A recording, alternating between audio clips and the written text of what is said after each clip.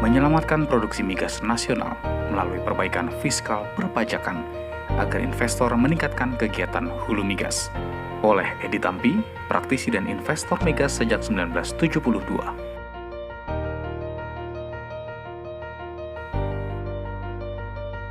Industri hulu migas adalah industri dengan salah satu resiko paling tinggi, membutuhkan biaya tinggi dan juga teknologi yang tinggi.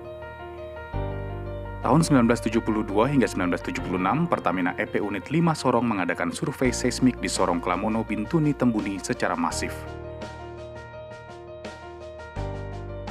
Survei seismik dilaksanakan oleh CGG, Compagnie Générale de Géophysique, dengan 25 tenaga ahli dari Perancis dan 40 staf inti Indonesia. CVCL menjadi subkontraktor dengan 1.500 pekerja semi-skill dari penduduk lokal masyarakat sekitar. Dalam survei seismik ini, Bapak Edi Tampi turun langsung melihat, menghadapi, mengerjakan pekerjaan dengan tekun, tangguh dan berani di lapangan, serta terus memberikan semangat kepada para pekerja. Selain CV Sele, CV Yuda Pasifik berkontribusi 400 pekerja, CV Modan dengan 200 orang, dan PT Bintuni dengan 150 orang pekerja. Luas area pekerjaan kurang lebih 4.000 km persegi. Dalam pekerjaan ini didukung dengan peralatan yang sangat canggih dari Perancis dan 5 helikopter disewa dari Pelita Air Service. Biaya yang dikeluarkan kurang lebih 45 juta dolar Amerika.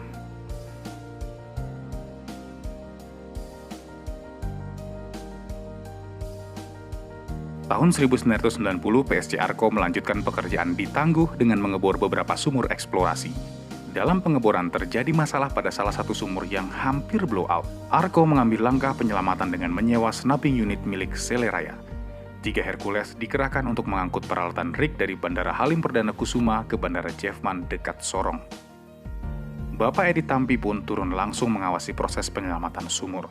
Total biaya penyelamatan sumur yang hampir blow out termasuk pengeboran sumur eksplorasi dan produksi oleh Arko kurang lebih 225 juta dolar Amerika.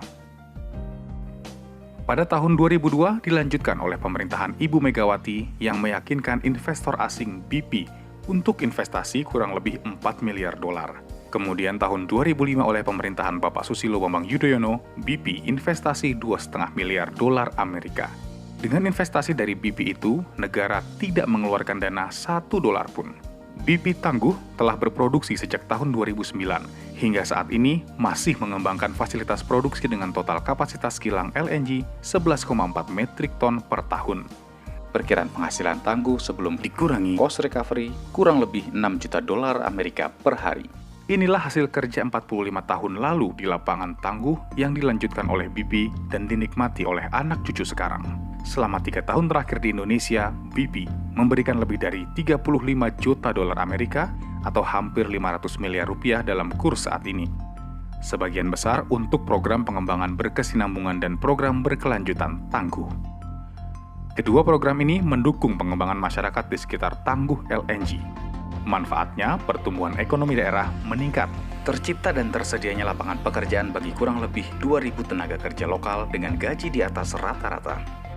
Program ini juga mempengaruhi semakin baiknya kualitas hidup, pendidikan, kesehatan, sarana dan prasarana di masyarakat sekitar.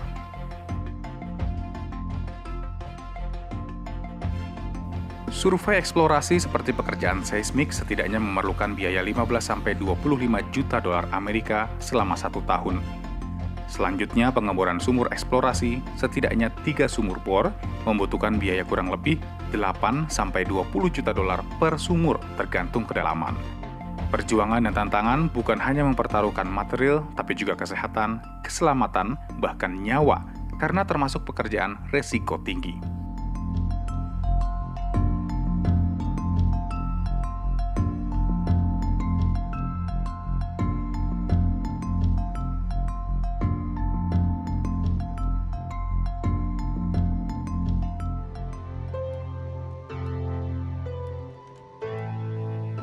Dalam pengeboran tidak selalu berjalan mulus. Terkadang terjadi musibah kegagalan seperti dry hole atau kecelakaan blowout. Dry hole menjadi resiko kerugian investor sepenuhnya. Sedangkan jika terjadi blowout, maka investor pun harus menalangi biaya penanggulangan darurat. Pada musibah blowout di West Belani 8 tahun 2014, Bapak Edi Tampi turun langsung mengawasi penanganan. Ini dilakukannya untuk mendengarkan dan menjaga moral pekerja tetap tinggi. Biaya penanganan blowout di West Bellany 8 mencapai 29 juta dolar Amerika. Biaya ini akan diganti asuransi setelah investigasi ketat selama 2 tahun. Itu pun investor harus membayar biaya klaim 500 ribu dolar Amerika. Sedangkan PPN dikembalikan pemerintah sekitar 3 tahun kemudian karena dikaitkan dengan FTP. Ibarat investor sudah terjatuh, kemudian tertimpa tangga.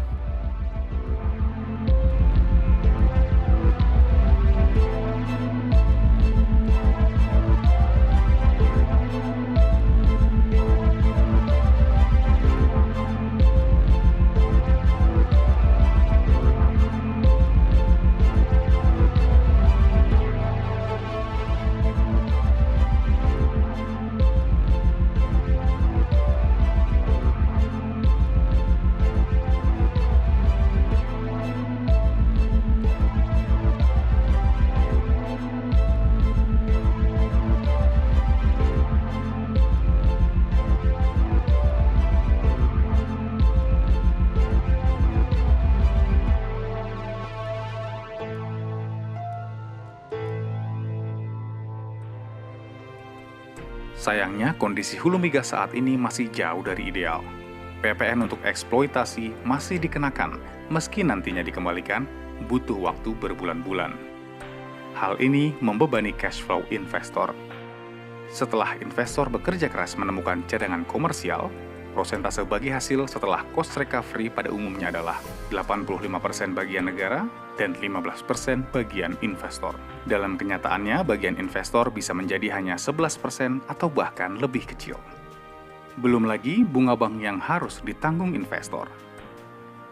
Cost recovery pun melalui mekanisme yang sangat ketat, yaitu diaudit oleh SKK Migas, BPKP, Ditjen Pajak, dan juga jika investor ada partner asing, maka akan diaudit juga oleh auditor internasional seperti PricewaterhouseCoopers atau Ernst & Young.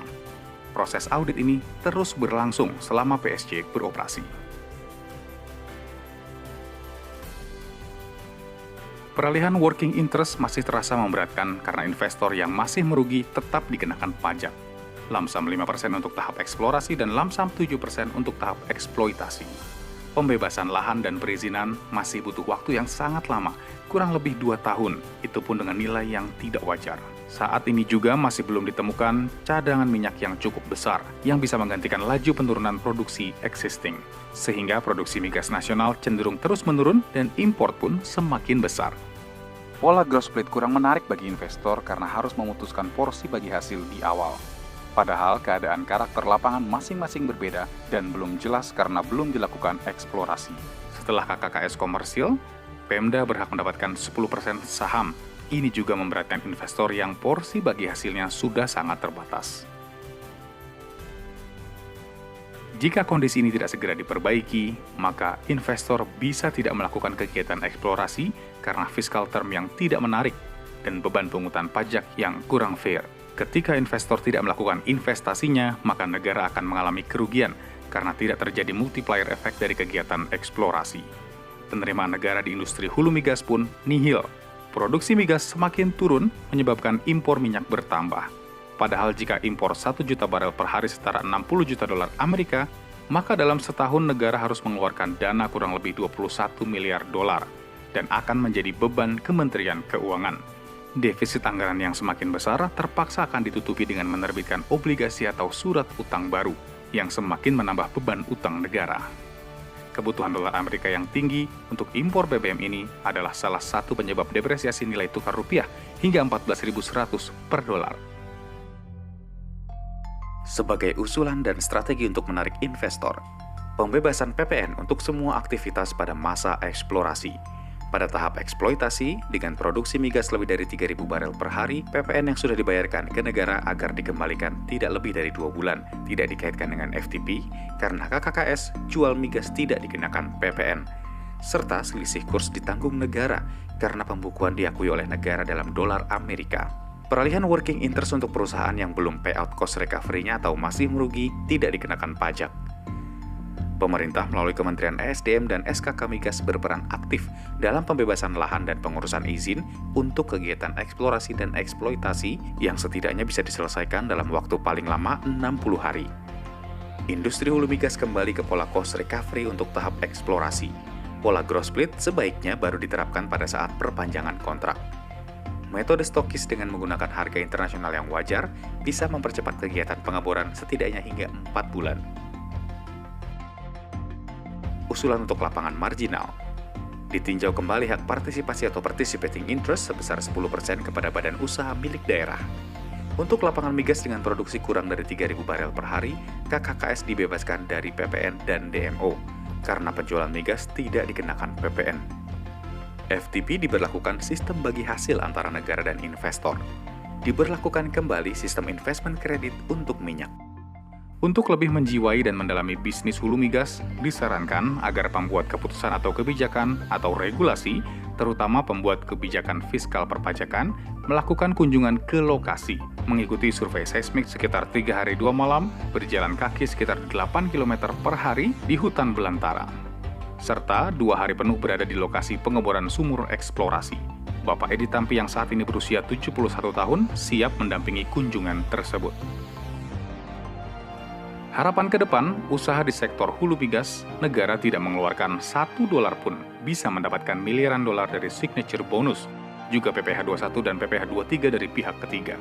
Menyerap ratusan ribu tenaga kerja dengan gaji di atas rata-rata, terutama S1 jurusan geologi, geofisika, dan perminyakan, yang setiap tahunnya diperkirakan ada kurang lebih 1.500 lulusan baru, serta berdampak positif bagi 260 juta rakyat Indonesia. Jika kondisi yang tidak menarik bagi investor segera diperbaiki, serta benang kusut di industri hulu migas dapat segera terurai, maka dalam 8 tahun ke depan, negara akan mendapatkan peningkatan produksi migas. Bukan tidak mungkin di masa pemerintahan Bapak Jokowi dan Kiai Haji Ma'ruf Amin akan ditemukan cadangan migas yang besar senilai triliunan dolar, jika eksplorasi dilakukan besar-besaran. Prestasi luar biasa itu akan menorehkan tinta emas dan akan dikenang sepanjang masa oleh anak cucu kita. Sebagai contoh, di Blok Cepu setelah berjuang selama 12 tahun, dimulai dari survei seismik hingga produksi di tahun 2018, kini ExxonMobil Cepu menghasilkan lebih dari 216.000 barel per hari atau sekitar 13 juta dolar per hari sebelum cost recovery. Sebelumnya pada masa pemerintahan Bapak Jokowi dan Bapak Yusuf Kala berhasil memangkas waktu perizinan 6 bulan untuk lapangan jangkrik Eni Oil. Hal ini mempercepat pengembalian sunk cost Eni Oil dan mempercepat penerimaan negara. Setelah berjuang dimulai dari survei tahun 1998, Blok Masela di Maluku Tenggara Barat bersiap untuk produksi. Ini dapat terwujud berkat percepatan persetujuan revisi POD dan pembangunan fasilitas produksi oleh Bapak Jokowi dan Bapak Yusuf Kala di tahun 2015, sehingga diharapkan produksi bisa dipercepat dan terlaksana pada tahun 2025. Dengan nilai investasi terbesar sejak 1968, diperkirakan lapangan gas Blok Masela dapat menyerap 4.000 hingga 7.000 tenaga kerja, termasuk industri petrokimia. Cadangan gas di lapangan Arun 14 TCF mulai diproduksi oleh Mobil Oil pada 1977. Saat ini, cadangan tersisa diperkirakan 14,75 BCF. Dikelola oleh Pertamina Hulu Energi North Sumatra B sejak Oktober 2015. Karenanya, perlu dilakukan eksplorasi masif agar ditemukan cadangan besar lainnya sebagai pengganti Arun. Kami sebagai investor sangat yakin Bapak Jokowi dan Kiai Haji Ma'ruf Amin yang selalu berbuat terbaik untuk rakyat dan negara dapat menginstruksikan Menteri SDM dan Menteri Keuangan untuk melakukan diskusi dengan investor yang diwakili oleh IPA, serta pihak-pihak terkait untuk memperbaiki kondisi investasi hulu migas saat ini. Bapak Edi Tampi selaku praktisi dan investor migas sejak 1972 siap terlibat aktif dalam diskusi ini, agar dapat digiatkan kembali eksplorasi migas secara masif, sehingga dapat menemukan cadangan migas yang masih terkandung di perut bumi Indonesia yang bernilai triliunan dolar. Memperbaiki fiskal perpajakan dan mempercepat perizinan dan pembebasan lahan ibarat menunda kemajuan satu langkah. Namun, 8 tahun kemudian Indonesia akan berhasil maju 1000 langkah untuk kesejahteraan seluruh rakyat Indonesia.